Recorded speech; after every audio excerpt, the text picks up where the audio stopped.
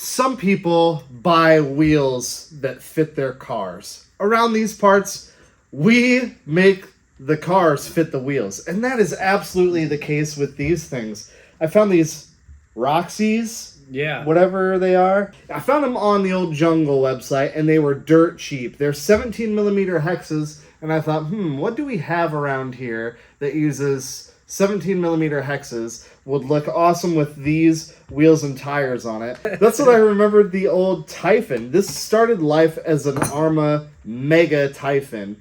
We ran it for one video, I think, and then we upgraded it with a brushless system and never ran the thing again. So this thing has been dirty, filthy, sitting on the shelf with completely blown out suspension for quite a while. And when Ethan cleaned up the shop, he set the old Ford Raptor Fox body. Sitting right here. Yeah, but he set this body on there. I thought, man, that looks kind of tough like that.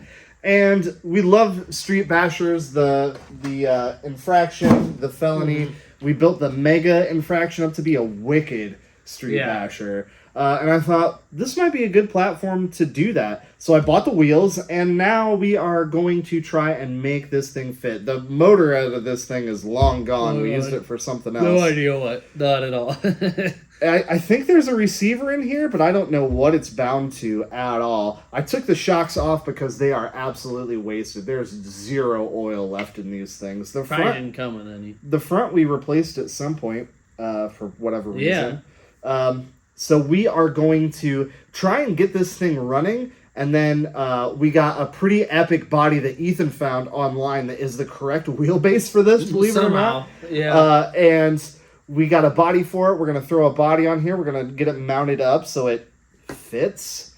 And we're going to take this thing out and see what we can do, how much fun we can have, how fast we can go with literally bits and pieces that we had sitting on the shelf and just, using our old noggin to kind of make this thing. The only parts that we bought is just the wheels, because that's the whole point of this project, and the body. Oh, no, we had paint sitting around. Yeah, we had paint sitting around for it. We are going to have to buy.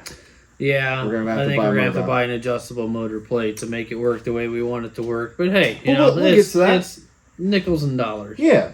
So I think the first thing that we should do, just so we can actually roll the chassis around and not have to use this little wheel to prop it up, shocks, I think. Yeah. That should be... And now's a good time to clean these things up, too, because they look like... terrible. The War of 1812. What is the proper course of action to clean those things? Are we just going to hit them with the brake cleaner? Yeah, definitely something along that line. Oh, dude. Yeah. Get yourself an Ethan. I'm telling you. With some spray. Yep. Safety squints engage. Oh yeah, already got it. Good thing we chose the windiest day to do this. All right, so these Arrma shocks are kind of dumb in the way you open them. You have to compress them down and then twist them. Stuff. Yep. Which makes back together so much fun. Oh yeah. Bada boom. Completely empty. Completely empty. How's yours? I'm quite got there yet. So we've got some shock oil.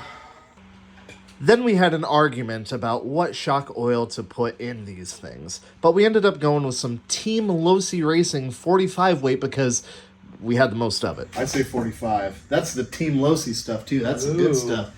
That's got all the dinosaurs and vitamins shock needs. We're not even gonna clean these. I think the thicker shock oil will be beneficial here. Oh, that helps if you take that out. Yeah. I think the thicker shock oil will be beneficial here because we don't want the rear end to squat just for body clearance issues, I think. Speak for yourself. I'd say that was definitely too much oil. Oh! That definitely hit me in the eye. Did it? Just throwing that out there. You want a paper towel? Might need one. At least you got the high quality oil in your eyeball. I'll tell you what though, dude, I might have nailed it right there. Oh, that feels good.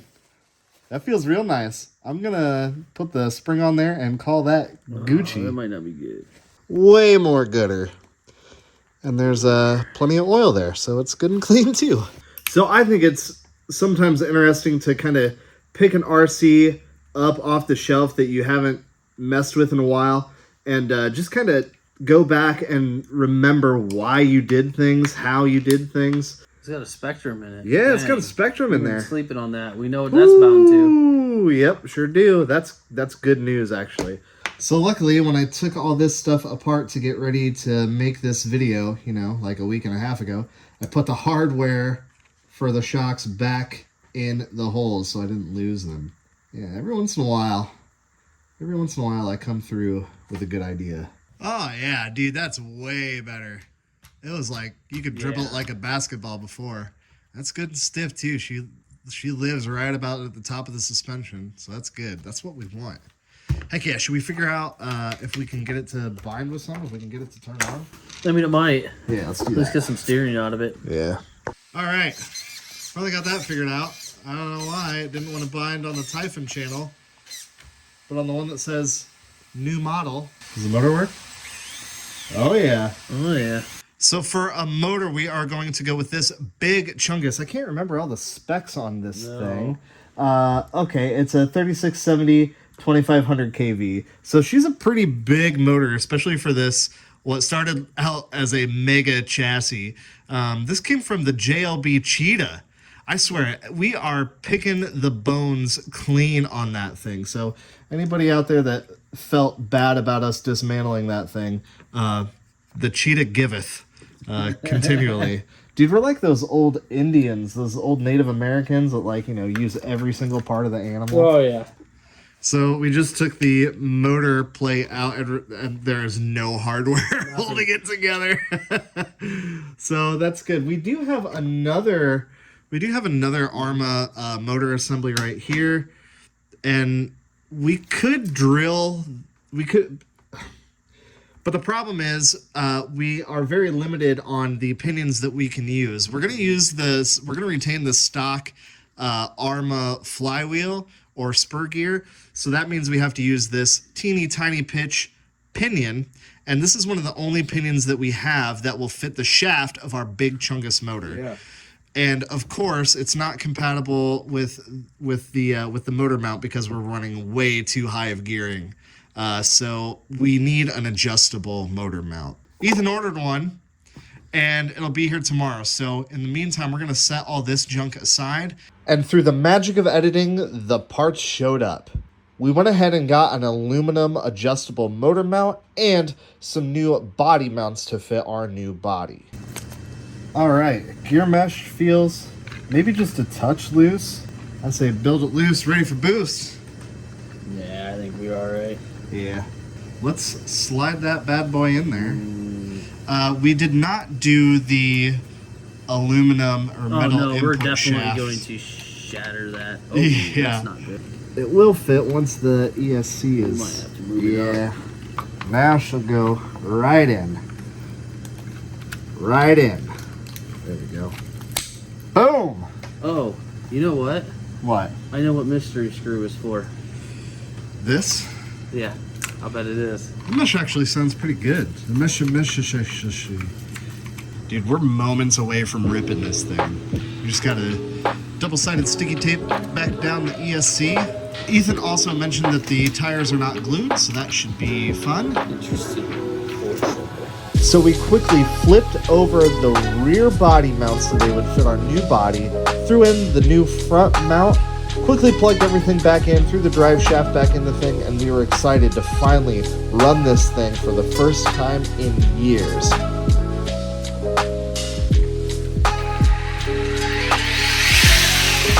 Woo! Let's check the wheel nuts and take it for a rip. How about a little test rip on the floor? With everything looking good enough, we got the body mounted and finally got to see the finished product of what we had planned in our head for weeks. I present to you the parts bin truck. Ethan found this awesome Toyota truck body that matched the wheelbase, and we had just enough paint left over from another project to make this thing look pretty epic. We had to do some extra trimming to get the wheels to fit, but the end result looks pretty mean. The front end on this thing is super loose and makes driving with any sort of precision pretty difficult. But oh man, for just sliding around and street bashing, it does the job pretty well. This project wasn't about building a street weapon. We have plenty of those. It was about working with what we had, dusting off some old parts and getting something running again. This old Typhon Mega was the definition of nothing special. The cheapest Arrma buggy money could buy turned to a street bash truck thing. It truly makes this one of a kind. Okay, let's see how fast it goes. So we've got the tallest gearing we could possibly find.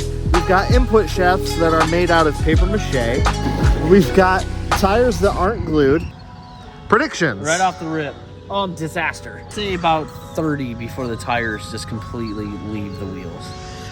I'm gonna say 47. Not quite 50 mile an hour, but it ought to be close. Oh God! I can't even keep it straight. That's like half. Oh, yeah, we lost tires already. Already? Let's see it. Oh man. Yep. Oof. Yep. Maybe we ought to glue them. We made it to 26. Oh, maybe we ought to glue the tires, huh? Oh. So now we got the tires glued with some bits of Ethan's finger in there. Yep. It's time to finally see what this thing will do.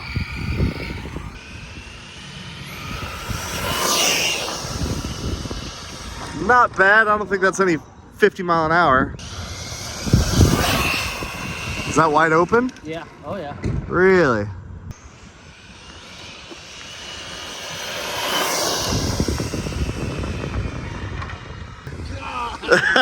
Yeah, the front end is so loose. So loose. Survey says 43. 43. Not terrible. Not terrible. That's faster than the law allows on this road. That's true. Oh, the only rock in the whole freaking... Get that out of here.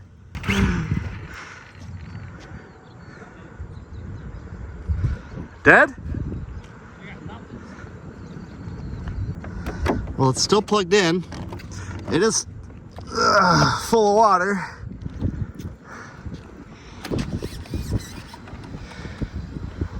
Not fixed.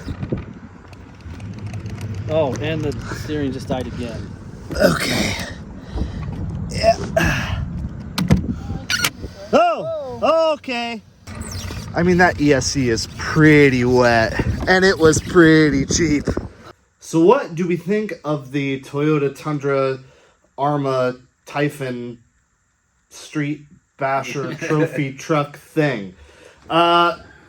It's not as fast as maybe I'd hoped it would be. The front end she's a little loosey-goosey, so doing any sort of precision driving is probably out of the question. However, sliding it around on that pad, it was awesome. It looked cool.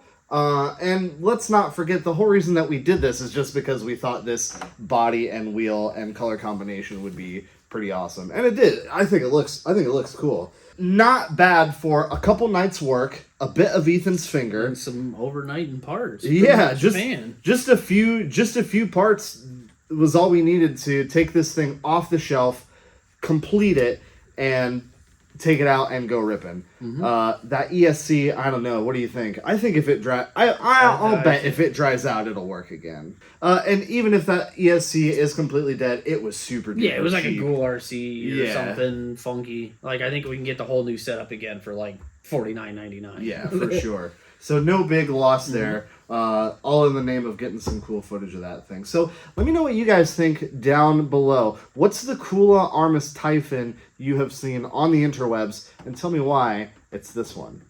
Anyway, thank you so much for watching. If this is your first time checking out the channel, welcome. I'm glad you found it. We like to do RC shenanigans like this all the time. We got some cool stuff coming up. You're gonna want to stick around. All right, guys. Until next time. Man. Chopping capacitors out here. Dude, I'm surprised they didn't blow, honestly.